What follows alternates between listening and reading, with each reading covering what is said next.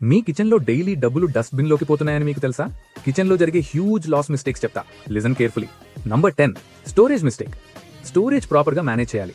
Vegetables correct టెంపరేచర్లో store చేయకపోతే, expiry date check చేయకపోతే items ఫాస్ట్గా స్పాయిల్ అయ్యి డైరెక్ట్గా లాస్ క్రియేట్ చేస్తాయి. Number 9, oil over heating. Oil ఎక్కువ హీట్ అయితే రీయూజ్ చేయలేం, దీనివల్ల డైరెక్ట్ లాస్ క్రియేట్ అవుతుంది. Number 8, gas flame control. Gas flame control లేకపోతే ఫుడ్ బర్న్ అవుతుంది. ఓవర్ కుక్ అయిన ఫుడ్ సర్వ్ చేయలేం, ఫైనల్ గా డస్ట్బిన్ లోకి పోతుంది. ఫుడ్ బర్న్ అయితే ప్రాఫిట్ బర్న్ అయినట్టే. నంబర్ 7, రిమైనింగ్ ఫుడ్ ఇంగ్రీడియంట్స్ ని నెక్స్ట్ డే యూజ్ చేయడానికి ప్లాన్ ఉండదు, డైరెక్ట్ గా డస్ట్బిన్ లోకి పోతారు. Number 6, production planning. Production planning లేకపోతే పీక్ అవర్స్ లో ప్రాబ్లం స్టార్ట్ అవుతుంది. క్రౌడ్ ఎస్టిమేషన్ రాంగ్ అయితే ఈదర్ ఫుడ్ సరిపోదు లేదా ఎక్స్ట్రా ప్రిపేర్ చేసి వేస్ట్ అవుతుంది.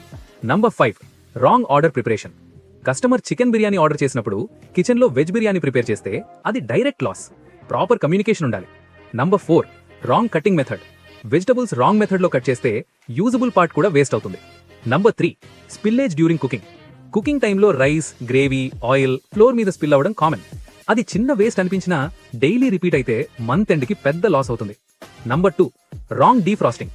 ఫ్రోజన్ ఐటమ్స్ ని బయట ఎక్కువ టైం పెట్టి డీఫ్రాస్ట్ చేస్తే అవి ఫాస్ట్ గా స్పాయిల్ అవుతాయి, కుక్ చేయలేం. నంబర్ 1, టేస్ట్ ప్రాబ్లం వల్ల ప్లేట్ ఫుల్ గా రిటర్న్ అయితే అది direct waste. Daily mistakes note down చేసుకుని నెక్స్ట్ డే రిపీట్ కాకుండా చూసుకోవడం బెటర్. రేపు కిచెన్ వేస్టేజ్ ని ఎలా కంట్రోల్ చేసుకోవాలో చెప్తా, ఫాలో చేసి పెట్టుకోండి.